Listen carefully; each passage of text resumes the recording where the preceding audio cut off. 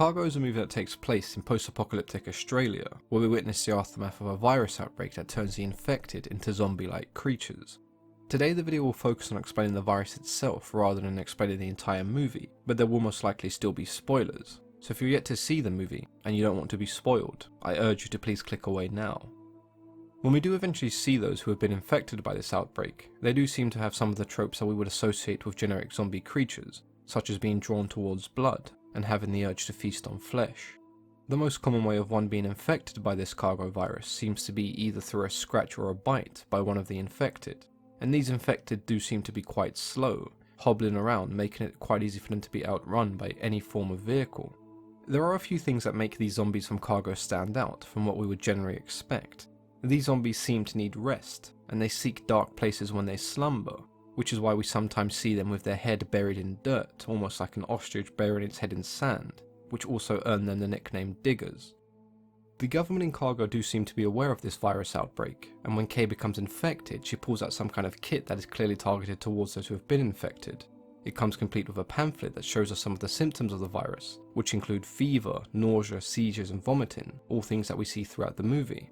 The kit also contains a rest timer that is set to 48 hours, making it clear that this is how long it takes for one to become an undead zombie. Lastly, we do see some kind of pen that allows the infected to take their own lives if they do not wish to turn.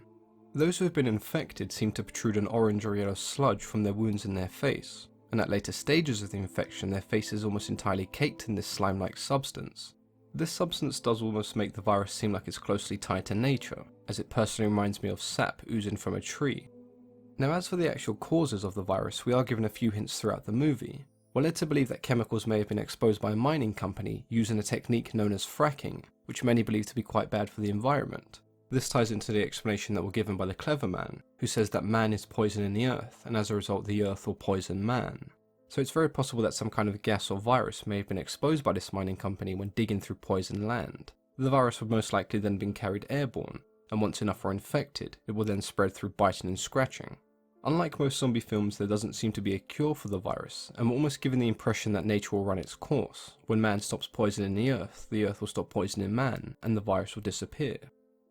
Hopefully I've been able to answer any questions that you may have had about the virus, and if there are any other movies you would like me to cover, then please let me know in the comments below. As always, I've been your host, Mythology and Fiction Explained.